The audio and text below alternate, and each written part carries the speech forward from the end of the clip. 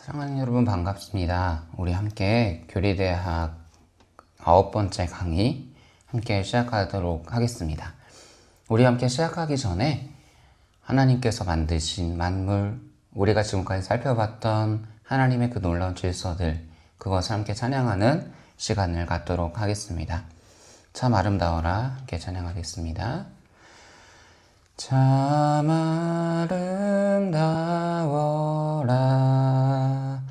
주님의 세계는 저 솔로몬의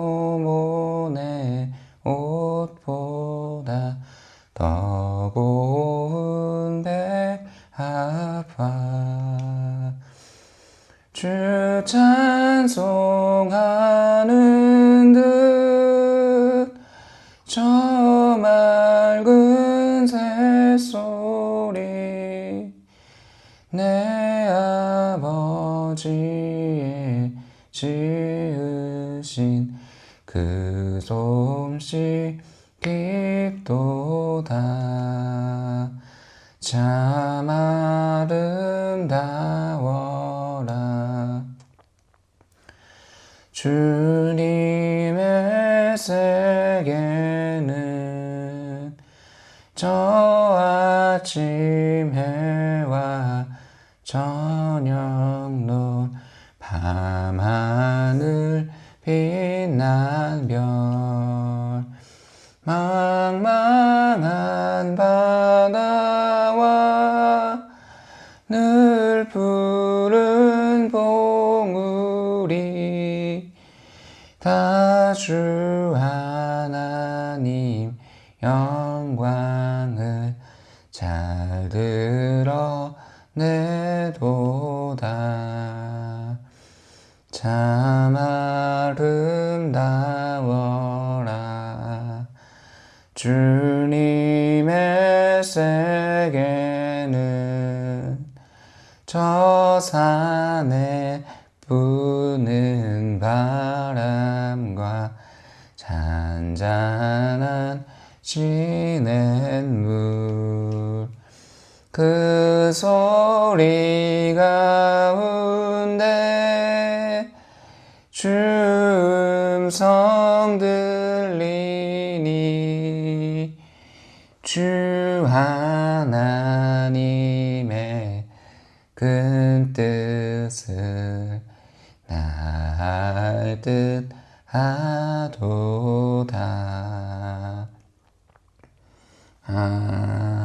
아멘. 우리는 지금까지 1강부터 8강까지의 내용을 함께 살펴보고 있습니다. 교재를 한번 펴시면서 우리 차근차근 한번 따라가 볼까요? 1강에서는 우리가 오늘날 너희는 선택하라에 대해서 함께 배웠습니다. 교재 4쪽에 보시면 목차가 있으니까 그 목차를 따라서 오시면 됩니다. 교재 4페이지입니다. 그래서 오늘날 선택하라 하면서 우리가 왜 교리를 배워야 하는지에 대해서 우리가 신앙생활을 하면서 어떻게 우리는 하나님을 믿고 있는지에 대해서 나누었습니다. 그리고 우리가 그 하나님에 대해서 알기 위해서는 계시와 영감에 대해서 이 두 가지를 살펴볼 필요가 있다라고 나누었죠. 그래서 하나님께서 하나님 본인, 하나님 자체를 드러내신다. 그래서 그 계시에서 하나님의 뜻과 그분의 섭리, 영감이 드러난다라고 배웠고, 그리고 그 하나님께서 주시는 특별 계시인 성경이 무엇인지에 대해서 살폈습니다. 성경 속에서 성경이 무엇을 말하고 있으며 과연 성경은 오류가 없는지에 대해서 나누었죠. 그리고 하나님을 아는 것이 왜 중요한지를 우리는 살폈습니다. 그리고 5강으로 넘어와서 그 하나님은 한 분이시지만 세 위격으로 존재하시는 한 하나님이시다. 131, 이 법칙에 대해서 우리가 함께 배웠고, 그 가운데서 하나님이 일하시는 방법들에 대해서 살펴보았죠. 하나님은 태초부터 하나님께서 원하시는 것들을 다 미리 계획하셨고 그것들을 이루시는 과정들, 그 과정들을 작정과 예정으로서 우리가 살펴보고 그 가운데서 우리의 인간의 사람의 관점에서 하나님께서 베푸신 섭리들을 살펴보았습니다. 그 하나님의 작전과 예정과 섭리, 그것이 펼쳐지는 그 놀라운 일들을 우리는 창조, 그리고 악에 대해서 함께 살펴보았죠. 여기서 우리가 중요한 것은 무엇입니까?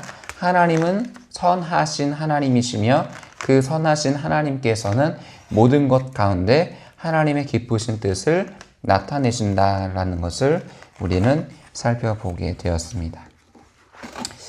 참 긴 시간 동안 하나님께서 하신 일들을 우리가 살펴보았죠. 이 하나님의 놀라운 일들을 여러분들은 지금 경험하고 계십니까? 우리가 특별히 72페이지, 교재 72페이지를 보면 하나님의 섭리에 대해서 우리는 살펴보게 됩니다. 모든 우주와 물질적 세계, 동물계, 민족의 일, 사람의 출생과 운명, 인간의 성공과 실패, 우발적으로 일어나는 듯한 사소한 사건, 의인을 보호하시고 악인의 적발과 형벌, 하나님의 백성의 필요와 공급, 기도의 응답, 이 모든 섭리에 대해서 우리는 지금까지 깊이 있게 살펴본 것입니다. 하나님의 일하심에 대해서 넓은 관점에서 세계, 그리고 더 나아가서 하나님의 우주의 질서, 그리고 눈에 보이지는 않지만 분명히 일어나는 악과 선의 대립들, 영적인 세계들, 그런 것들을 살펴보았다면 오늘부터 시작되어지는 9강은 우리 사람의 직접적인 여러 가지의 모습들이 나타나게 될 것입니다. 창조와 타락과 그 안에서 하나님께서 사람을 구원하시기 위해 어떠한 일들을 행하시는가, 그것이 9강부터 시작되어지는 본격적인 이야기들입니다. 사람들은 교리에 대해서 생각할 때 딱 이렇게 9강 전과 후를 나누어서 생각할 때가 있어요. 사람들의 좁은 시선 때문에 9강 이후에 대해서는 익숙하게 들었고 우리가 익숙하게 생각하고 고민하는 내용들입니다. 하지만 그 이전의 내용들, 1강부터 8강까지의 내용들을 사람들이 흔히 깊이 있게 생각하지 못하는 부분들이 많죠.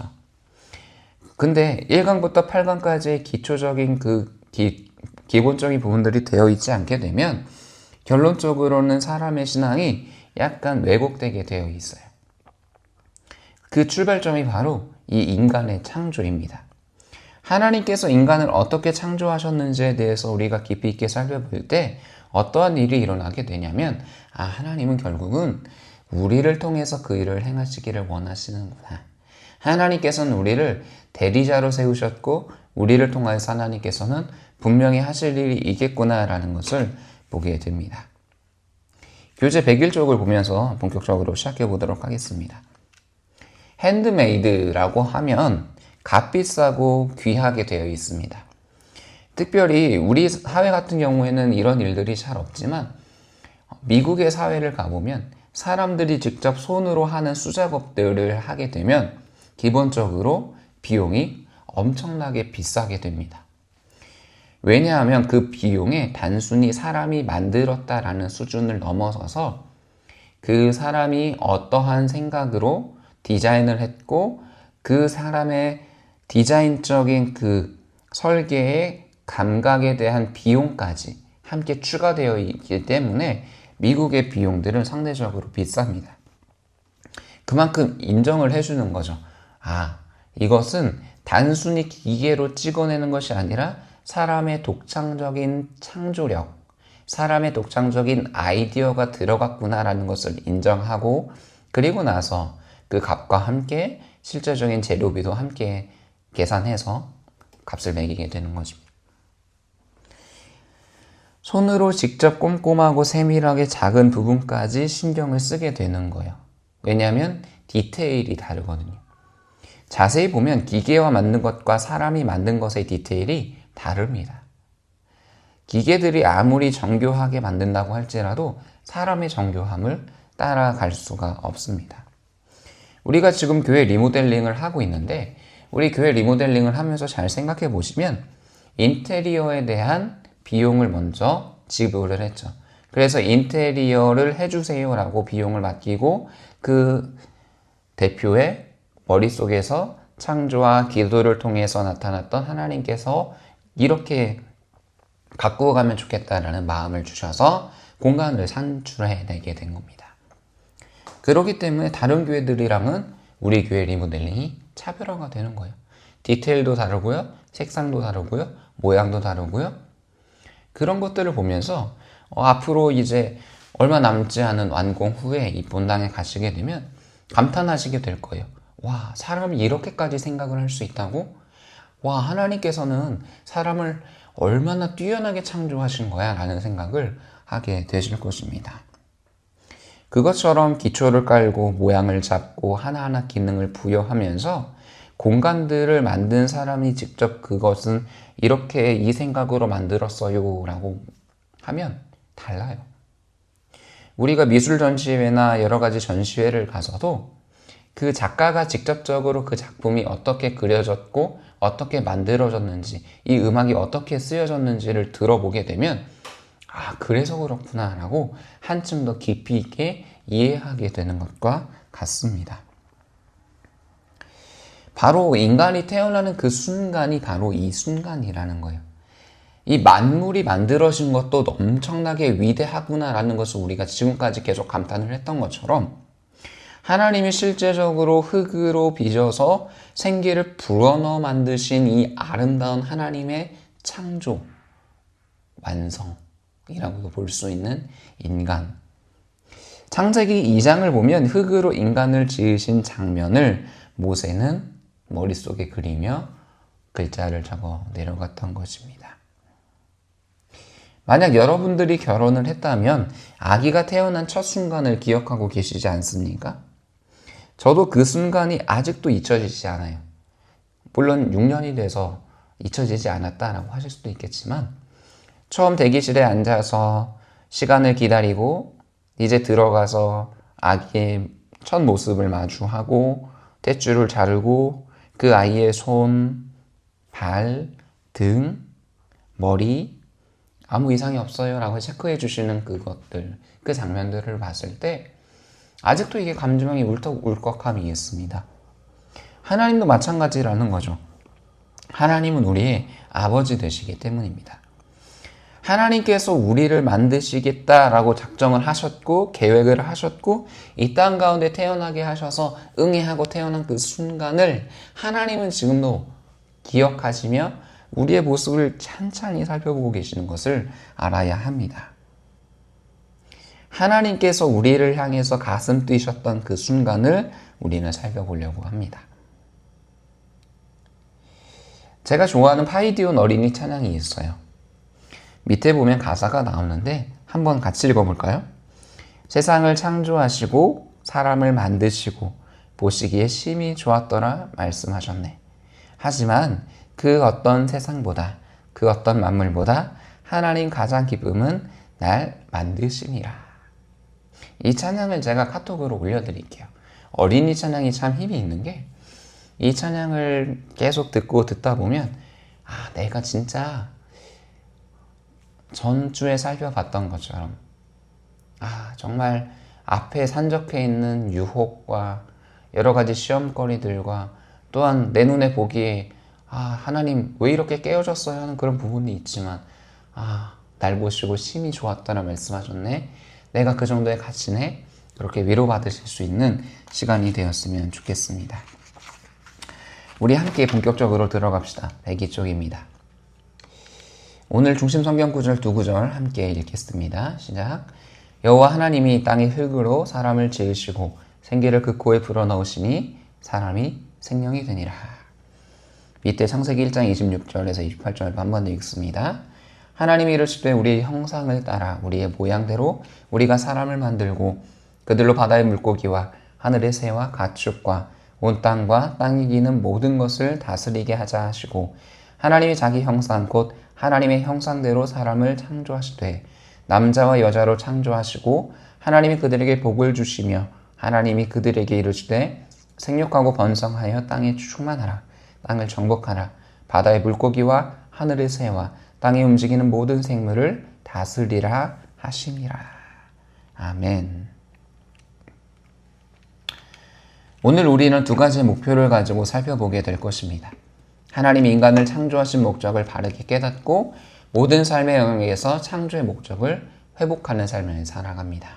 더 나아가 인간의 창조를 깊이 묵상하며 하나님의 은혜, 사랑의 숨결을 경험하고 하나님께 영광을 돌리는 귀한 시간으로 함께 보내고자 합니다. 인간은 수십 년에 걸쳐서 자신의 지적인 계획, 설계, 경험을 통해 뇌의 한 기능인 시각 자극에 상응할 정도의 능력을 가지는 괴물 같은 철학 기계를 만들게 되었습니다. 인간이 만든 그 기계들을 보면 놀랍죠. 금속들과 전선들과 복잡한 전기 회로들을 다 구성해서 그것들을 또 고장나지 않게 할 수 있는 전기와 냉각과 시스템들을 만들었습니다. 근데 놀라운 것은 무엇이냐면 뇌가 3파운드 정도의 부드러운 세포 조직들로 구성되어 있는데 그 가운데서 자세히 들여다보면 수많은 세포들이 계속해서 우리의 장기들과 함께 일하고 있다는 거예요. 심장, 폐, 소화, 청각, 후각, 미각, 촉각, 균형, 온도 조절, 운동기관 이것들을 다 느끼면서 이 뇌는 신호를 보내고 신호를 받고 하면서 계속해서 교류하고 있다는 거죠.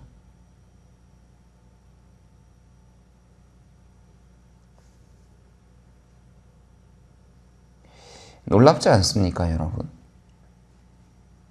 한 기계, 냉장고, 앞에 설명드린 것은 냉장고거든요. 그 냉장고를 유지하기 위해서는 엄청나게 놀라운 일들이 계속해서 있어야 돼요. 그런데 우리의 뇌는 놀랍게도 모든 것이 자연적으로 균형 있게 돌아가게 됩니다.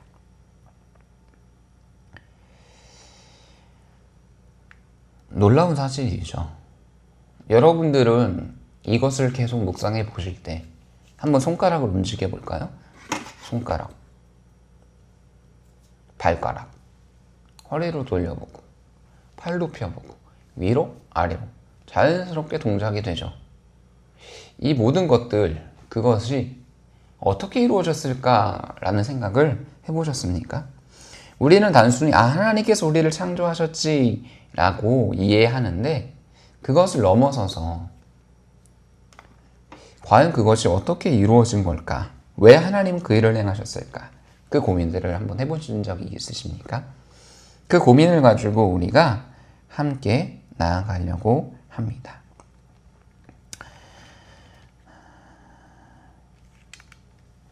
사람들은 거울을 들여다볼 때 하나님께서 왜 나를 이렇게 지으셨지? 라고 생각할 때가 있어요. 하나님, 내 코도 마음에 안 들고요. 조금 더 오똑한 코를 주셨으면, 조금 더 이 쌍꺼풀 요즘 트렌드인데 요거 주셨으면 하는 마음들이 우리 가운데 문득문득 들 때가 있습니다. 근데 어떤 사람은 이런 생각을 해요. 모든 인류가 소중하고 귀한 이유는 비록 악이 있고 그 악함 가운데서 사람들이 살아가지만 하나님이 나를 창조하신 그 은혜가 있기 때문에 다시 일어설 것이다 라는 생각을 하는 사람들이 있습니다.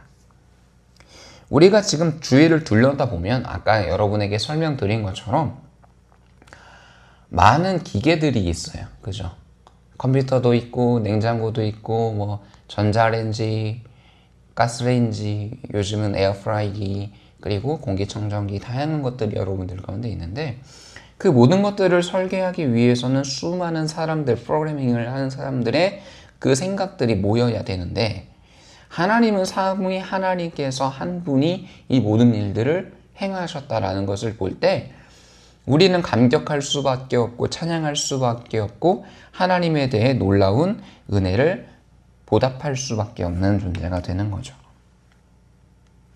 그래서 인간의 역사는 하나님의 창조로부터 시작된다라는 것과 함께 하나님의 피조물로서 인간이 탁월함을 지녔다라는 것을 기억해야 합니다. 하나님의 창조의 목적을 잘 이해할 때에 인간의 존재, 그리고 인간의 귀중함, 탁월성, 이것을 잘 알 수 있는 안목이 생기기 때문입니다. 종교개혁을 일으켰고 기독교 강요를 썼던 칼뱅이라는 한 학자가 이런 이야기를 합니다. 우리는 반드시 인간의 창조에 대해서 말해야만 한다. 왜냐하면 인간은 하나님의 모든 사역 가운데 그분의 의로움, 지혜, 선하심, 가장 존귀하고 탁월하게 나타나는 증거이기 때문이다 라고 이야기를 합니다. 우리 자신에 관해 우리에 대한 이해를 갖고 있지 않고서는 하나님에 대한 분명한 지식을 갖지 못하기 때문에 우리는 인간의 창조를 말해야만 한다라고 칼뱅은 이야기를 합니다. 그래서 우리는 인간의 기원을 살펴보려고 합니다. 성경이 말하는 인간의 기원은 하나님의 창조라는 관점에서 설명하고 있습니다. 첫째 날부터 여섯째 날까지 모든 공간과 질서를 다 만드신 후에 그 가운데에 하나님의 형상대로 하나님의 모양을 따라 사람을 창조하셨다라고 성경은 기록합니다. 그 가운데 하나님께서는 사람을 두시고 하나님의 놀라운 일들을 이루겠다라고 복을 주시는 장면을 살펴보게 되는 것이죠. 그래서 우리는 분명히 알아야 할 것은 하나님께서 사람을 창조하셨다라는 사실입니다. 그렇다면 왜 하나님께서는 사람을 지으셨을까요? 하나님은 인간을 만드실 필요가 없으셨습니다. 왜냐하면 하나님은 전능하신 하나님이시기 때문에 하나님께서 스스로 이 땅을 다스리고 이 땅을 운행하실 수 있었습니다. 그럼에도 불구하고 사람을 지으셨던 이유는 하나님의 영광을 위해서입니다. 이사야서 43장 7절 옆에 있는 말씀인데요. 함께 읽어볼까요? 시작. 내 이름으로 불려지는 모든 자 곧 내가 내 영광을 위하여 창조한 자를 오게 하라. 그를 내가 지었고 그를 내가 만들었느니라. 창세기뿐만 아니라 이사야서에서도 동일하게 하나님께서 창조하셨는데 그 창조하신 목적이 무엇이라고 말씀하십니까? 하나님의 영광을 위하여서 창조하셨다라고 이사야서에서 강조하여 말씀하십니다. 이 말씀은 이사야뿐만 아니라 신약으로 넘어오게 되면 우리가 고린도전서 10장 31절과 그리고 에베소서 1장 11절 12절에서 동일하게 이 놀라운 일들을 보게 됩니다. 하나님께서 놀랍게 일하신 그 이유, 그것은 바로 하나님이 만드신 바대로 살아가야 하는 것입니다. 무슨 말씀이신지 이해가 됩니까? 하나님이 원하시는 대로 살아가야 한다라는 것은 하나님의 영광을 위해서 우리가 살아가야 한다라는 것이죠. 그래서 우리가 하나님을 영광 높여드리는 것 자체가 하나님의 목적을 충족시켜드리는 것입니다. PPT는 오타가 났네요. 충족시켜드리는 것이며 하나님을 영화롭게 하는 것이죠.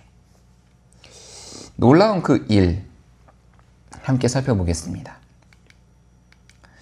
하나님께서는 인간을 창조하셨을 때에 삼위일체 하나님의 신성한 협의 후에 일어났다라고 창세기 1장 26절은 기록합니다. 성경을 가지고 계시면 창세기 1장 26절을 펴셔서 이 부분을 형광펜이든 색연필이든 칠해 놓으셨으면 좋겠어요. 이 놀라운 일들을 오해하게 된 때부터 시작하여서 악에 대한 오해가 생겼기 때문이죠. 악에 대한 오해를 풀기 위해서는 오늘의 본문, 이 창세기 1장 26절을 깊이 있게 묵상할 필요가 있습니다.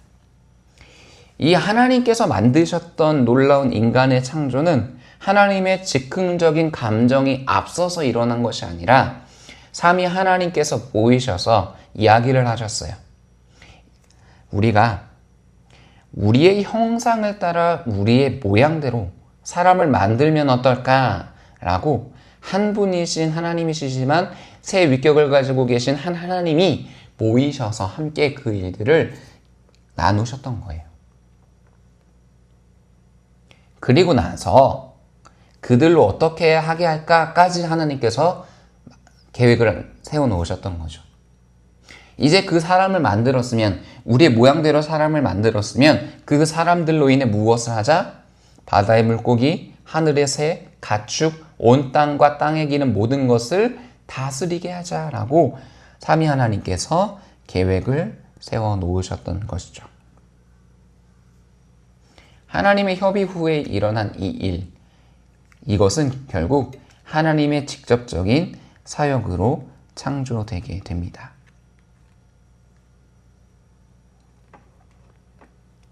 이것이 바로 놀라운 하나님의 창조의 사역이죠. 인간 이외의 어떤 존재도 이런 식으로 창조되었다라고 성경은 말하고 있잖아요.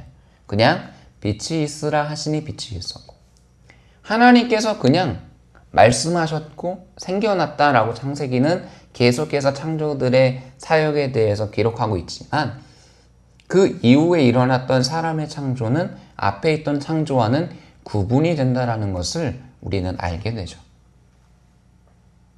하나님께서는 심사숙고하셨고 인간 위에 어떤 존재보다 더 뛰어나게, 매우 특별하게, 매우 귀중하게 창조하셨습니다. 오늘날의 사람들은 자신만의 바벨탑을 쌓아 나아갑니다. 자신의 영광을 취하며 살아가는 것이죠. 많은 사람들이 나의 이름을 불러주었을 때에 나는 만족하게 됩니다. 그건 뭐예요? 내가 어떤 업적이 생기거나 내가 사람들에게 주목을 받는 어떤 일이 생겨서 그 사람들이 나를 인정하게 될 때에 나는 만족감을 누리게 된다는 거예요. 그걸 통해서 나의 영광이 드러나는 거죠. 나의 존재가 인정받는 겁니다. 근데 하나님께서 원래 세우셨던 그 방법은 그것이 아니라, 하나님의 일을 우리가 대신해 나갈 때에 어떤 분이 인정을 받게 되세요? 하나님이 인정을 받게 되세요. 그래서 우리가 언어의 습관을 하나 점검해 볼 필요가 있는 것이, 많은 사람들이 우리가 한 일에 대해서 와, 당신은 어쩜 그렇게 위대한 일을 하셨어요? 어떤 이런 생각을 하셨어요? 어떻게 이렇게 하실 수가 있죠? 라고 했을 때 이렇게 한번 마음속에 고백해 보는 겁니다. 저보다 더 뛰어나신 하나님께서 하나님이 주신 지혜로 이렇게 하게 하셨어요 라고 마음속으로 되뇌어 보는 겁니다. 그것이 바로 하나님께서 야, 이 모든 것을 다스려 하셨던 말씀이에요. 그 부분은 뒤에 가서 하나님의 형상에 대해서 조금 더 살펴보겠습니다. 그래서 우리는 하나님의 형상으로 지은 바 되었던 거죠. 우리만 하나님 닮은 존재로 지어졌습니다. 근데 우리 인간은 다른 피조물들과 다른데 특별히 두 가지 요소로 구성되어 있기 때문에 더 다른 이유도 있습니다. 창세기 2장 7절을 보면 더 구체적으로 그것을 설명해요. 여호와 하나님이 땅에 흙으로 사람을 지으시고 생기를 그 코에 불어넣으시니 사람이 생명이 되었더라. 가장 기본적으로 온 만물 가운데 있었던 물질적인 요소, 흙, 그것으로 하나님께서 만드셨고요. 더 나아가서는 영적인 요소였던 그 생기가 코에 불어넣어진 존재가 되었다라는 거죠. 이해가 되십니까? 물질과 하나님의 영적인 요소가 하나로 합쳐져 사람이 되었다라는 거예요. 하나님이 인간의 몸에 영혼을 집어넣었다라고 오해하시면 안 됩니다. 하나님이 생기를 불어넣으셨다라는 것은 인격체가 되었다라는 거예요. 하나님과 교제할 수 있고 하나님과 함께 사랑을 나눌 수 있는 존재로서 생기를 불어넣으셨다라는 것입니다. 이해하셨죠? 그래서 영과 육, 이 두 가지를 동시에 가지고 있는 존재로서 이 두 가지는 함께 상호작용하게 되어 있습니다. 하나님께서 창조 전에 이미 이렇게 사람을 만들어야겠다라고 생각을 하셔서 흙과 생기로 만드셨던 거죠. 하지만 다른 피조물들은 한 가지 요소로만 구성이 되어 있어요. 천사들은 영적인 존재이기 때문에 영혼으로 구성되어 있고, 짐승이나 식물은 물질로만 구성되어 있죠. 결국 그들이 다 죽게 되면 다 썩어지게 되어 있기 때문이죠. 하지만 우리는 썩어질 뿐만 아니라 우리는 하나님의 생명이 된 하나님의 영적인 존재로서 앞으로 하나님과 더 영원토록 교제하게 되어지게 되어 있습니다. 이것을 볼 때 우리는 하나님께서 이 놀랍게 지으셨던 이것 자체만으로도 고귀한 위치가 주어졌다라는 것을 이해하게 되는 거죠. 그래서 이것을 우리는 청지기, 만물의 영장이라고 부르게 됩니다. 하나님께서는 창조물과 모든 자연과 모든 동식물에 대한 주인으로서 우리를 청지기 삼아 주셨습니다. 그렇기 때문에 인간은 만물의 영장인 것이죠. 그렇다면 인간의 구체적인 구성 요소들을 살펴보겠습니다. 사람들은 인간의 그 구성이 어떻게 되어 있을까에 대해서 궁금해했던 적이 있습니다. 특별히 그리스 아테네의 철학자들, 소피스트들, 수사학자들, 그런 사람들이 인간은 어떻게 구성되어 있을까? 마음의 동굴 하면서 그 마음의 동굴이 무엇일까? 어떻게 사람들은 신의 존재를 찾아갈 수 있을까? 신은 어떻게 사람을 만들었을까? 이런 여러 가지 생각을 갖고 있었던 적이 있습니다. 그걸 바탕으로 철학이 만들어지고 철학을 통해서 성학설, 성선설, 성무선학설 등의 여러 가지 이야기들을 하고 세상을 바라보고 그렇게 계속해서 철학과 도덕과 사회학과 계속해서 연결되어지게 되는 것이죠. 그래서 우리는 성경 속에서 그리고 올바르지 않은 생각들을 대조해서 인간의 구성 요소를 살펴보도록 하겠습니다. 대표적으로 2분설, 3분설 두 가지로 인간의 구성 요소를 나누는 이야기들이 있습니다. 근데 중요한 것은 우리가 하나님의 말씀 그대로 읽는 게 중요해요. 하나님의 형상대로 지음받은 인간은 하나의 통일체로 이루어져 있다는 거예요. 무엇을 딱 구분해서 이때는 이 기능을 하고 이때는 이 기능을 하고 그게 아니라 모든 것이 같이 움직이는 놀라운 존재로서 만들어졌다라는 거예요.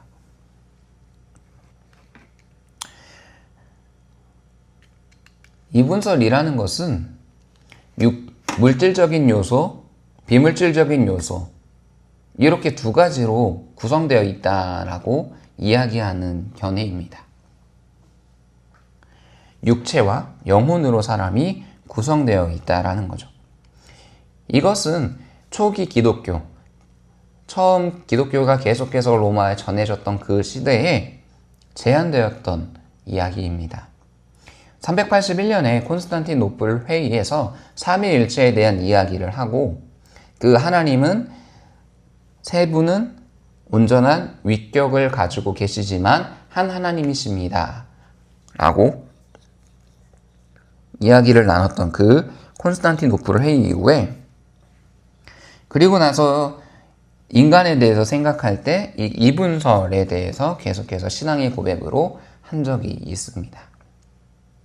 성경을 보면 고린도전서 5장 3절과 5절을 보면 몸과 영, 육신과 영 이 두 가지에 대해서 계속해서 사도 바울이 이야기하는 것을 살펴보게 됩니다.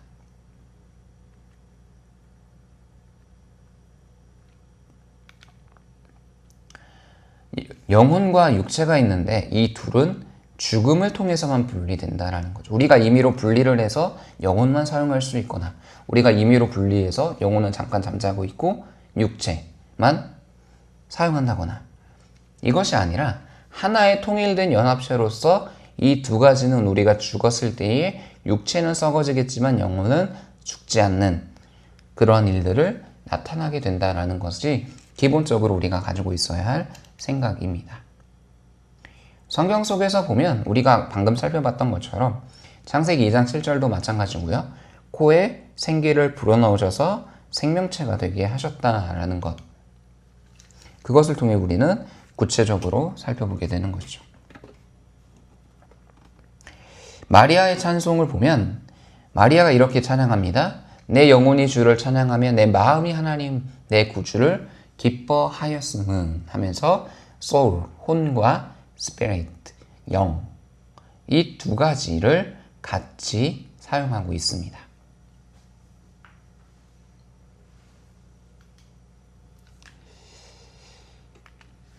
그죠?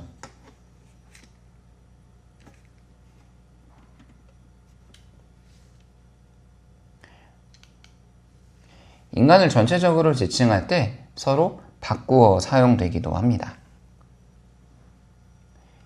마태복음 10장 28절 보면 몸은 죽여도 영혼은 죽이지 못하시는 자들을 두려워하지 말고 오직 몸과 영혼을 능히 지옥에 멸하실 수 있는 이를 두려워하라. 인간이 죽었을 때에 어떤 일이 일어날까 할 수 있는 그 근거, 마태복음 18장 28절입니다. 인간은 몸과 영혼으로 묘사되는데 다른 곳에서는 몸과 영으로 묘사됩니다.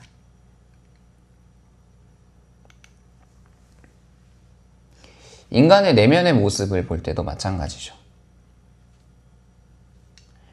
우리가 이 성경을 계속해서 볼 때 무엇을 발견해야 하냐면 하나님은 영과 혼으로서 만드셨구나. 계속해서 이걸 계속해서 살펴보셔야 돼요. 요한복음도 보면 내 마음이, 그리고 요한복음에 보면 심령이. 그래서 영은 spirit, 혼은 soul 이라고 보통 이렇게 영어에서는 표현을 합니다. 그래서 영과 혼, 이것을 바꾸어 사용하고 있는 것들을 계속해서 보게 되는 것이죠.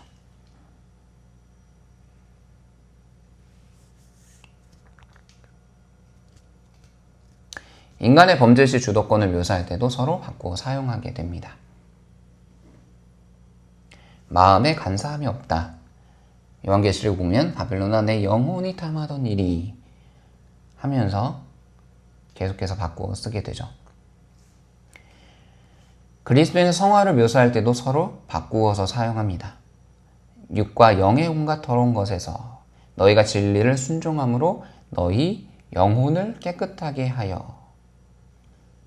그러니까 우리가 지금 보고 있는 한글 성경에서는 영혼이라고 하지만 이것이 계속해서 영어로 보면 계속해서 더 분명하게 드러나죠.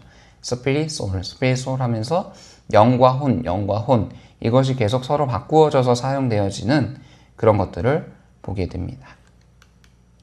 죽은 사람들의 비물질적인 요소 또한 마찬가지죠. 히브리서에서도 영혼의 탑 같아서 히브리서 12장 23절에 보면 영들과. 결론은 인간은 두 가지 요소, 즉 몸과 영혼으로 이루어지게 됩니다. 영혼과 영, 이 두 가지를 계속 바꾸면서 성경은 기록하고 있어요. 그래서 몸, 영혼, 영이라는 단어보다도, 그죠? 육체와 영과 혼, 이것이 아니라 육체와 영혼, 그죠? 때는 육체와 영, 두 가지를 계속 바꾸어서 쓰고 있는 걸 보시게 됩니다. 이해하셨습니까? 한 번 더. 사람은 몸이 있고 그 몸 안에서 영이 있고 혼이 있다. 그건 뒤에서 살펴보게 되겠습니다. 3분선인데 영과 혼과 육으로 되어 있는 것이 아니라 영혼 이 두 가지에 대해서 바꾸어 가면서 성경은 기록하고 있기 때문에 결국은 사람은 영혼과 몸으로만 구성되어 있다라고 성경을 통해서 우리는 이분설이겠구나 라고 생각할 수 있는 거예요. 뒤에 한 번 더 보겠습니다. 3분설. 육체와 혼과 영으로 나누어져 있다라고 보는 거예요. 인간은 육체라는 물질적인 요소와 혼이라는 동물적인 요소, 영이라는 이성적인 요소로 구성되어 있다라는 거예요. 근데 이것은 성경 연구가들이 만들어낸 것이 아니라 방금 설명드렸던 것처럼 그리스 철학에서 세 가지를 나누어서 설명을 했던 적이 있습니다. 혼과 영이라는 것은 인간 본성의 다양한 모습들이 아니라 구성 요소들이라고 봅니다. 혼은 동물계와 물질계와 관련된 인간 안에 영적인 요소가 있다라고 보는 거예요.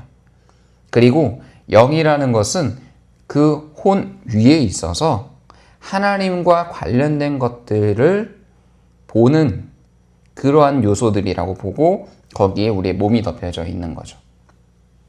그래서 결국 우리는 아까 하나님께서 만물을 다스리게 하자 하셨을 때에 그 만물을 다스릴 수 있는 근거를 혼에 두고 보는 거예요. 그렇기 때문에 우리가 동물과 같은 그러한 물질계 안에 있다라는 거예요. 성경 속에서는 흙으로 사람을 창조하셨다라고 하심으로써 그 흙 자체를 물질로 보지만 이 사람들은 흙보다도 혼이라는 요소를 조금 더 강조해서 사용하고 있는 걸 보게 되는 것입니다. 성경에서 보면 이런 이야기들이 있지 않습니까? 라고 해요. 데살로니가 5장 23절 평강의 하나님이 친히 너희를 온전히 거룩하게 하시고 너희의 온 영과 혼과 몸이 우리에게 주 예수 그리스도께서 강림하실 때에 흠이 없게 하시리라. 그리고 히브리서 4장 12절을 보면 혼과 영과 관절과 골수를 찔러 쪼개기까지 하며 마음의 생각과 뜻을 판단하나니 라고 하면서 여기서 보면 혼과 영과 이거 두 가지 나누어져 있는 거 아니에요? 라고 이야기를 하는 분들이 있습니다. 근데 이건 성경 해석의 원리에 어긋나는 거예요. 성경에 통상적인 표현에 비추어서 해석을 해야 하는 게 맞습니다. 이 데살로니가 전서와 히브리서를 썼던 이 배경을 보면 바로 이 당시에 철학을 가르쳤던 사람들의 생각이 있었기 때문이에요. 사도 바울의 전도의 방법을 잘 살펴보시면 뭐냐면 보통 철학자들이 있는 광장, 아고라라고 하거든요. 그 아고라나 아니면 실제적으로 사람들이 활동하고 있는 시장 안에서 사도 바울이 복음을 전했던 때가 있습니다. 우리가 살펴보고 있는 그 고린도전서를 계속 배경을 말씀드리는 이유도 그거와 마찬가지예요. 그 사도 바울은 그 시대 속에서 살아갔던 사람이기 때문에 그 사람들이 가지고 있었던 생각을 바꾸기 위해서 이렇게 썼던 거인 거죠. 전도를 하기 위한 변증법적인 방법이다라고 보시면 가장 맞습니다. 그래서 이것을 보편화시킬 수 없는 이유는 그 사람들의 생각을 가지고 이 사람이 단순하게 우리의 문화를 이해하지 못하는 사람이 아니네. 이 사람 또한 영과 혼을 알고 있네. 이 사람이 생각하는 것은 무엇일까라는 그 궁금증을 갖게 하기 위해서 이 데살로니가전서, 히브리서 이 두 가지의 말씀을 가지고 계속해서 이야기를 하는 겁니다. 변증법뿐만 아니라 이단들에 대해서 대항하기 위해서도 이렇게 썼던 거예요. 우리가 아까 앞에서 살펴본 것처럼 콘스탄티노플 회의를 통해서 이러한 일들이 계속해서 논의되어졌습니다 라고 했을 때 그 이전에도 사도 바울이 살아갔던 시대도 이러한 이단들이 계속해서 있었어요. 물질은 거룩하지 못하고 결국은 영의 것만 정말로 중요해 라고 생각했던 사람들이 있었거든요. 그래서 우리의 몸을 계속해서 쳐서 죽이기까지 해서 금욕주의까지 가서 결국은 잘못된 신앙관으로 갔던 이단들이 있었기 때문에 그 이단들을 반박하기 위해서도 사도 바울이 편지를 썼던 거죠.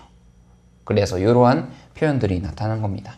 근데 잘 보시면 교재 105페이지에 보시면 계속해서 영, 혼 이 두 가지를 계속해서 반복하며 사용하면서 영, 혼을 분리하지 않는 이 여러 가지 전체적인 말씀들이 너무나도 많은 걸 보면 뒤에 있는 말씀은 적기 때문에 예외적이다라고 볼 수 있는 거죠. 이해하셨죠? 이해한 걸로 알고 넘어가겠습니다. 그래서 영과 혼이 나란히 언급되었다는 것만으로도 그것이 두 가지 실체라는 것을 증명하는 것은 아니죠. 예수님께서 이르시되 내 마음을 다하여 목숨을 다하여 뜻을 다하여 주 너의 하나님을 사랑하라 하셨으니 라고 해서 두 가지 실체가 증명되어지지는 않습니다.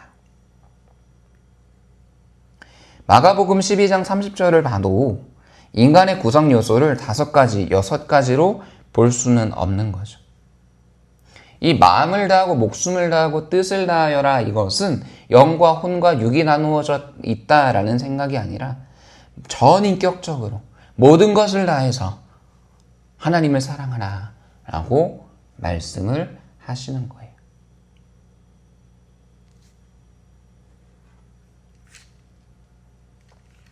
그리고 이 영과 혼을 언급하는 것은 인간 존재의 통일성을 강조하기 위한 거예요. 데살로니가전서 5장 23절을 보면 이 말씀은 바울이 완전한 성화를 가리켜서 말하는 겁니다. 모든 것이 다 성화되고 흠없이 보호된다 라는 것을 강조하기 위해서 이렇게 기록했던 거죠.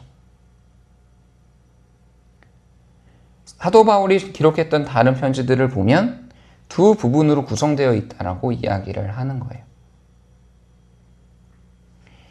데살로니가 5장 23절을 보면 강림하실 때에 라고 하면서 이 사람들이 마지막 때를 살아갔을 때에 잘못된 생각을 가지고 있었던 그것들을 깨트리기 위해서 이렇게 적었던 거죠. 결국 예수님께서 오실 때에 모든 것이 결국은 하나의 완전하게 변화되어질 것을 강조하기 위한 거예요. 하나님의 말씀은 인간의 영과 혼, 이 두 개를 실제처럼 분리하지 않습니다. 하나님의 말씀이 인간의 속사람까지 침투에 들어가서 인간의 혼과 영을 갈라놓는다, 구분시킨다. 영이 있고 혼이 있는데 그 두 가지를 침투를 한다, 그런 식으로 이해를 해서는 안 되는 거죠. 그것과 관련해서 그러면 과연 하나님의 말씀이 들어갔을 때에 관절과 골수를 찔러서 과연 그곳에서 어떤 일이 일어나는가를 볼 수가 있을까요? 설교할 때 과연 그 사람의 엑스레이를 찍고 MRI를 찍어서 그 사람의 골수와 관절이 찔러지는지를 보면 찔러지겠습니까? 이 말씀은 인간의 모든 생각, 의도, 그 모든 것 하나하나를 완전하게 파헤쳐서 그 가운데 하나님의 말씀으로 변화시킨다라는 그 의미로 받아들여져야 합니다. 그래서 하나님이 인간을 하나님을 반영하는 존재로 지었다라는 것을 우리는 잊어서는 안 되죠. 사람들은 하나님의 형상을 하나님의 육체, 우리가 눈에 볼 수 있는 그 무엇인가와 비슷하게 지어졌다라고 주장하기도 하고요. 어떠한 사람들은 하나님의 형상이 우리 눈에 보이지 않기 때문에 영일 거야 라고 생각하기도 합니다. 그리고 어떠한 사람들은 그것이 아니라 모든 것이다 라고 주장하는 사람들이 있습니다. 몸도 마찬가지고 영도 마찬가지다, 두 가지다 라고 이야기하는 것이죠. 성경은 형상과 모양이 동의어적인 의미로 사용되어졌습니다. 형상, 모양, 이것들을 서로 바꾸어 사용하고 있으면서 두 단어는 모두 동일한 의미로 사용되고 있는 거예요. 강조하기 위한 겁니다. 인간이 하나님의 형상으로 창조되었다라는 것은 하나님을 투사할 수 있는 존재로 만들었다라는 거예요. 거울을 통해서 우리가 우리의 모습을 볼 수 있듯이 그것처럼 일종의 우리가 하나님의 영광을 드러낼 수 있는, 우리를 통해서 하나님의 영광이 드러나게 되는 그러한 반사체로서 우리를 만드셨습니다. 그리고 하나님이 태초에 만들어졌던 인간, 주 예수 그리스도의 인성에는 차이가 있어요. 인간은 하나님의 형상이 복사되었던 창조된 복사물이지만 그리스도는 형상이시면서도 그리스도는 본질적인 하나님의 형상을 가지고 계십니다. 이해되시나요? 인간은 창조된 하나님의 복사물, 그리고 하나님은, 예수님은 원본 그 자체라는 거예요. 하나님의 형상에 대해서 구체적으로 살펴보겠습니다. 인간은 창조 시에 도덕적인 완전성을 지닌 존재가 되었습니다.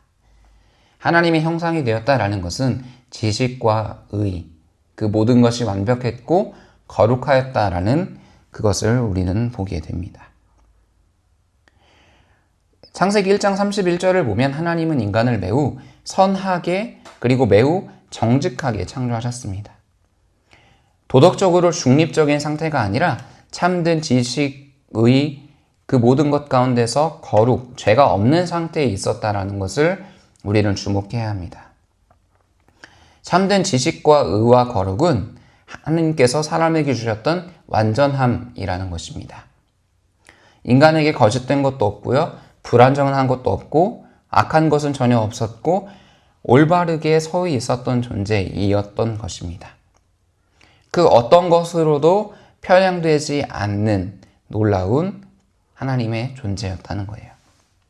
그래서 창세기 1장 31절에서 하나님이 지으신 그 모든 것을 보시기에 심히 좋았더라 라고 말씀하셨던 거죠.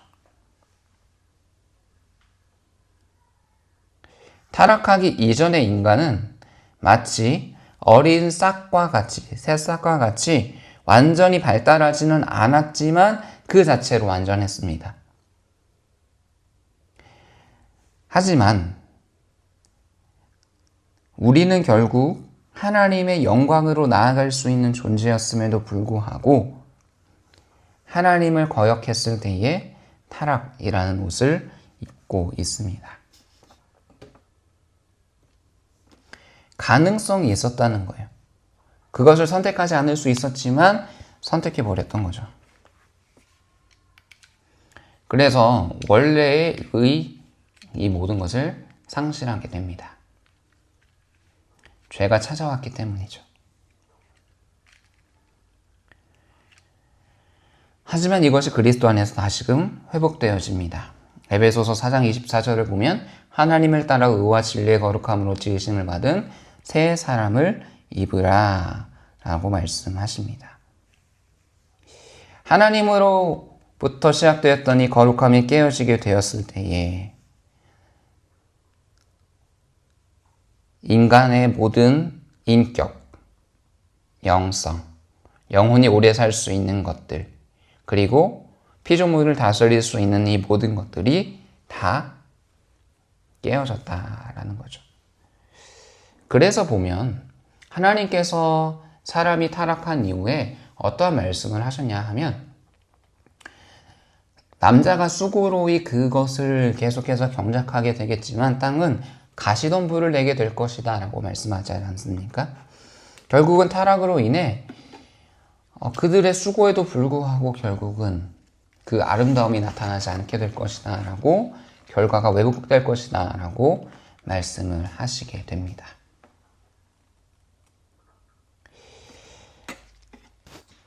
하나님께서 만드셨던 이 자연적인 본질의 형상이 무엇일까요? 하나님께서는 지정의 인간의 모든 것 가운데서 인간을 인간되게 하시려고 하였습니다. 하지만 결국은 그 모든 것이 깨어졌다라는 것을 보시면 되겠습니다.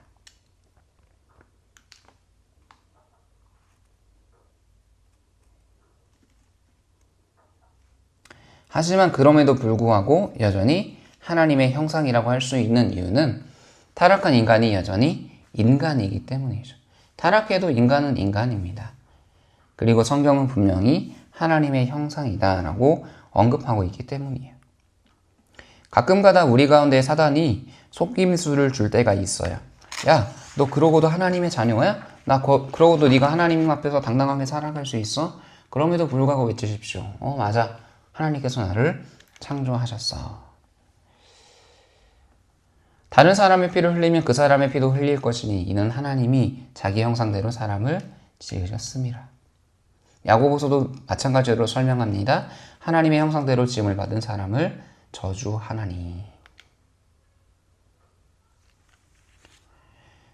그래서 우리는 이 하나님의 형상에 대한 세 가지의 관점을 잠깐 살펴볼 필요가 있습니다. 하나님이 인간 개개인에게 주신 실체적인 요소를 하나님의 형상으로 봅니다. 실제적인 모습인 거죠. 그리고 관계적으로 보면 인간이 경험할 수 있는 관계성입니다. 하나님과 함께 관계를 맺을 뿐만 아니라 다른 사람과 관계를 맺도록 살아가게 하십니다. 하나님도 마찬가지죠. 삼위 하나님께서 함께 관계 속에서 회를 하셨던 것과 같이 하나님은 관계적이신 것처럼 우리도 관계적이다라고 보면 됩니다. 그리고 기능적으로 보면 하나님께서 모든 것을 다스리실 수 있음에도 불구하고 우리를 대리자로 삼으셔서 다스려라 라고 말씀하셨기 때문에 하나님이 이것을 통해서 하나님의 형상을 보여주시고 계시는 것입니다. 이 모든 것을 결국은 같이 어우러지는 상호 보완적으로 이해를 해야 돼요. 결론입니다. 하나님의 형상은 영혼과 육체를 포함한 전인에 반영됩니다. 우리 안에 있는 하나님의 형상은 죄로 인해 타락함으로 부분적으로는 뒤틀어졌으나 하지만 예수 그리스도께서 회복시키셨고 우리가 아까 데살로니가 전서에서 살펴봤던 것처럼 어떻게 흠없이 보존되게 될 것입니다. 우리는 손가락을 펴볼까요?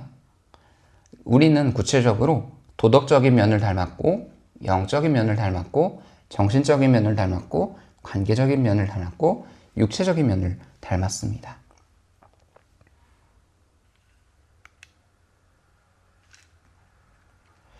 인간은 도덕적으로 창조되었다는 거죠. 아, 이것이 옳겠구나, 이것이 옳지 않겠구나 라는 생각을 가지고 그것에 대해서 책임을 질 수 있는 존재로서 하나님께서는 기본적으로 우리 안에 하나님을 따라 하나님의 선하심을 따라 나아갈 수 있도록 만드셨던 것입니다. 그리고 우리는 영적인 존재이기 때문에 우리가 타락한 상태에서도 창조주 되신 분, 때로는 신이라는 존재를 계속해서 찾아갈 수 있도록 결국은 하나님을 찾았을 때 그 하나님과 계속해서 교제하며 말씀과 찬양을 통해 우리가 하나님을 알아갈 수 있도록 만드셨습니다. 그리고 정신적으로 보면 지능을 가지고 있다는 거죠. 그냥 우리가 감정대로 저 사람을 화내게 했으니 저 사람을 처단하자 라고 우리가 원하는 대로 살아가는 것이 아니라 그 모든 것을 내려놓을 수 있는, 꺾을 수 있는 절제력을 하나님께서 허락하여 주셨습니다. 특별히 이러한 절제뿐만 아니라 우리에게 갖가지의 능력을 주셨어요. 어떤 사람은 글을 잘 쓰기도 하고 어떤 사람은 음악적인 예술적인 감각이 있기도 하고 어떤 사람들은 수학 감각들이 뛰어나기도 하고 과학의 감각들이 뛰어나기도 하고 다양한 사람의 감각과 은사와 탤런트를 주셔서 그것을 통해서 하나님은 다스릴 수 있게끔 하시는 거예요. 그 영역에 들어가서 자신의 그 놀라운 일들을 했을 때에 그 가운데에서 사람을 통해 하나님의 영광이 투사되어지게끔 하나님의 전능하심과 하나님의 완전하심과 하나님의 뛰어나심이 투사되어질 수 있게끔 사람을 만드셨던 것입니다. 삼위 하나님이 함께 다스리시듯이 그렇게 계속해서 관계를 만들 수 있는 장치들을 두어 주신 거죠.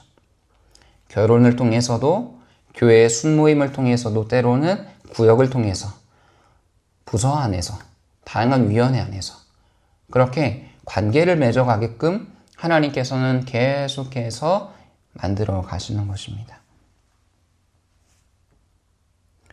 그래서 우리가 축도를 할 때, 축도를 받을 때 축도에서도 마찬가지로 삼위 하나님이 드러나죠. 주 예수 그리스도의 은혜와 성부 하나님의 사랑과 성령 하나님의 교통하심이 너희 무리에게 있을지어다 라고 축도하면서 너희도 동일하게 너희는 가서 모든 민족과 모든 아버지와 아들과 성령의 이름으로 세례를 베풀고 가르쳐 지키게 하라. 불자가 내가 세상 끝날까지 함께 할 것이다 라고 말씀하셨던 부분이 있는 거죠.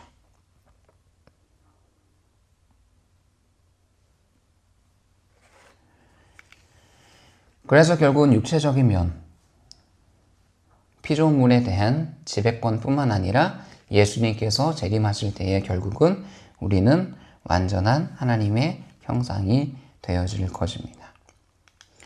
그렇다면 우리는 어떻게 삶 속에서 이 하나님의 형상을 드러낼 수 있을까요? 우리의 내면이 날마다 하나님의 형상을 반영해야 합니다. 나의 감정, 생각, 그 가운데에 부정적인 것이 들어가거나 하나님을 대적하는 생각들이 들어가거나 우울함이 들어가거나 그때마다 담대하게 선포하십시오. 내가 나사렛 예수의 이름으로 명하노니 떠나갈지어다. 혹시 여러분들의 마음 가운데 아직까지 해결되지 않는 감정의 문제들이 계십니까? 억울함일 수도 있고요, 우울함일 수도 있고요, 좌절일 수도 있고요, 절망일 수도 있고요. 다양한 내면의 모습들이 우리 가운데 있는데 기억하십시오. 하나님은 우리 가운데 평강을 주시기를 원하십니다. 하나님은 우리에게 평강 주시기를 원하십니다. 그 모든 감정에 다 휩쓸리실 필요가 없어요. 오늘의 공부를 하면서 이렇게 생각하시면 돼요. 깨어라 내 혼아, 깨어라 내 영혼아, 일어나 잠잠히 하나님은 바랄지어다. 이렇게 계속해서 선포를 하시는 거예요. 아침에 일어나서도 단순하게 내 육체만 깨는 것이 아니라 같이 유기되어 있지 않습니까? 선포하는 거예요. 내 영혼에게. 내 영혼아 깨어라, 잠잠히 하나님은 바랄지어다. 나의 영혼이 잠잠히 하나님은 바라며, 하나님을 계속해서 생각하시면서 그분을 바라며 나아가는 거예요. 그리고 마음 가운데 우울이 들었으면 내 혼아, 내 영혼아, 예수 그리스도의 이름으로 명하노니 내 모든 우울함은 떠나갈지어다. 선포를 계속 하시는 거예요. 그러면서 마치 우리가 계속해서 집에 있는 쓰레기를 분리수거해서 버리는 것처럼 우리의 감정을 계속해서 버리시는 거예요. 우울, 분노, 좌절, 원망, 그 모든 것들을 다 비닐에 묶어서 버리는 거예요. 버리는 훈련을 계속 하셔야 됩니다. 그럴 때 계속해서 우리 안에 거룩함이 회복되게 되어 있어요. 하나님을 찬양하고 송축하리라 계속해서 송축하는 거죠. 하나님을 높여드릴 때 우리 안에 하나님의 영광이 충만하게 채워지게 되는 것입니다. 이것을 항상 떠올리셔야 돼요. 그래서 뿐만 아니라 우리가 다른 사람과의 관계 속에서도 하나님의 형상을 반영해서 나갈 수 있어야 합니다. 이제 우리 안에 그 하나님의 송축 충만이 거해질 때에 그것을 나눌 수 있는 거예요. 관계 속에서. 그래. 저 사람이 그럴 수 있어. 그럼에도 불구하고 저 사람은 하나님이 만드신 피조물이야. 축복의 말을 선포하는 거죠. 그리고 그 사람이 직접 듣지 못하지만 귀로는 직접 얘기하시지 않았을지라도 그 사람에 있는 영혼에게 선포하는 거예요. 내가 나사렛 예수의 이름으로 명하노니 저 영혼이 변화되어질지어다. 우리 언어에 하나님께서의 능력을 주셨거든요. 하나님께서 말씀을 통해서 세상을 창조하셨듯이 우리의 말에도 권세를 주셨어요. 그래서 계속해서 그 사람에게 선포하는 겁니다. 내가 나사렛 예수의 이름으로 명하노니 저 사람이 변화되어질지어다 하면서 하나님이 주신 그 놀라운 고유의 능력을 계속해서 사용해 보시는 거예요. 때로는 그 사람과 부딪힐 때에 기도하는 거죠. 하나님, 내가 선포하였음에도 불구하고 저 사람이 여전히 동일한 문제로 나에게 다가옵니다. 하나님, 저 사람을 변화시켜 주시옵소서. 그렇게 계속해서 살아가는 방법이 중요합니다. 그래서 사도 바울도 편지에서 이렇게 기록한 거잖아요. 모든 사람들이 다 단단한 음식을 먹을 수 없듯이 그 사람이 결국은 단단한 음식을 먹을 때까지는 시간이 걸리겠지만 그때까지 참고 기다리고 선포하고 도와주고 함께 나가는 그 과정 가운데 하나님은 분명히 아름다움을 보이실 것입니다. 그것이 바로 문화 변혁이라는 거예요. 결국은 악이 지배하는 것처럼 보이지만 그곳에 내가 들어가 하나님의 아름다우심을 따라 질서를 바꾸어 보는 거죠. 사회에서 대표적으로 일어나고 있는 뒷담화 문화들을 바꾸어 보는 겁니다. 사람들이 모여서 그 자리에 없는 사람을 향해 수군수군 하는 그 목소리들을 재어보는 거예요. 만약 그런 부정적인 이야기들이 일어날 때마다 화제를 바꾸는 거죠. 야, 그럴 수도 있어. 근데 야, 그 소식 들어봤어? 하면서 부정적인 화제들을 계속해서 바꿔주셔야 돼요. 순에서도 마찬가지고 구역에서도 마찬가지고 가정에서도 마찬가지고요. 내가 속해 있는 곳에서 계속해서 언어를 바꾸셔야 됩니다. 사람들은 본능적으로 그 사람이 없을 때 그 사람의 부족함을 그 자리 가운데 꺼내기를 원하거든요. 그렇게 하지 마시고 그 사람이 그 자리 가운데 없을 때 어떤 A라는 사람이 그 자리에 없는 사람을 향해서 비난하거나 부정적으로 이야기할 때도 불구하고 야, 그럴 수 있어. 사람 다 연약해. 하면서 일부러 쳐내시는 거예요. 이게 굉장히 어렵고 내가 관계 가운데 도태되지 않을까? 그 사람 편이라고 생각을 하면서 그 사람들이 또 그 사람과 함께 나를 엮어서 수군수군하지 않을까라고 생각하실 수 있겠지만 그럼에도 불구하고 하셔야 합니다. 변혁이잖아요. 바꾸셔야 돼요. 이 변혁이라는 것이 트랜스포메이션이거든요. 그러니까 완전히 바꿔버리는 거예요. 변형. 완전히 모양 자체를 바꿔버리는 겁니다. 악에게 지지 말고 악을 선으로 이길 수 있는 귀한 여러분들이 되시기를 축복합니다. 이것이 바로 하나님의 다스림의 방법입니다, 여러분. 오늘 우리는 조금 어려운 이야기를 했어요. 2분수, 3분수도 나왔고 우리가 영혼, 육으로 구분되어 있냐, 그냥 물질적인 육신과 영혼으로 구분되어 있냐. 성경적으로 보십시오. 우리의 몸과 영혼이 있습니다. 영혼, 육이 분리되는 것이 아니에요. 마찬가지로 영혼, 육이 존재하는 것이 아니라 물질과 우리 영혼이 있는데 물질과 영혼 가운데 그 두 개가 분리되거나 일부적인 기능만 작동하는 것이 아니라 함께 작동한다라는 거예요. 그리고 더 나아가서 우리가 하나님의 형상대로 지음받았다. 손가락 5개를 기억하십시오. 계속해서 떠올려 보시는 겁니다. 치매 예방에도 좋아요. 도덕적인 면, 도덕, 영적, 도덕, 영적, 도덕, 영적 하시면서 계속해서 나아가는 거예요.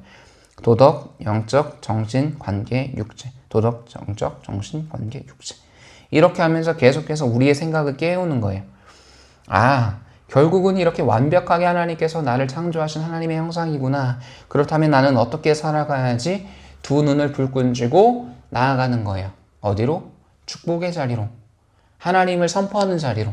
하나님을 따라 나아가는 복된 삶으로 나아가는 겁니다. 사랑하는 여러분, 우리가 이 땅을 살아갈 때에 우리 눈에 비합리적인 것들이 참 많이 보일 수도 있어요. 인정합니다. 하지만 그 비합리적인 것에 마음을 빼앗기지 마시고 열정을 쏟지 마시고 하나님, 당신이 나를 하나님의 형상대로 지으셨으니 그 형상대로 살아갈 때에 변화되어지는 것을 보게 하여 주옵소서 라고 기도하실 수 있기를 주님의 이름으로 축복합니다. 기도하겠습니다. 사랑의 하나님, 주께서 우리를 하나님의 형상으로 창조하셨습니다. 우리가 도덕적인, 영적인, 정신적인, 관계적인, 육체적인 이 모든 면들 하나하나를 기억하며 신경 쓰며 살아갈 때마다 하나님이 모든 영역에 회복을 선포하여 주시고 다시 살아나게 하시며 특별히 우리가 결단한 내용들이 있습니다. 하나님, 수군수군하는 자들 가운데에 있은 그 모든 언어의 습관들을 고치기를 원합니다. 우리가 수군수군하지 않게 하시고 하나님을 향하여서 축복의 말과 도리어 그 가운데서 하나님의 덕을 선포할 수 있는 믿음의 사람들이 되게 하여 주옵소서. 우리로부터 시작하신 하나님 예수 그리스도의 일이 그날까지 이룰 줄 믿습니다. 예수 그리스도의 이름으로 기도합니다. 아멘. 사랑하는 여러분, 이번 한 주간 가운데도 놀랍게 하나님의 덕을 선전하시는, 드러내시는 귀한 여러분들이 되시기를 주님의 이름으로 축복합니다. 샬롬.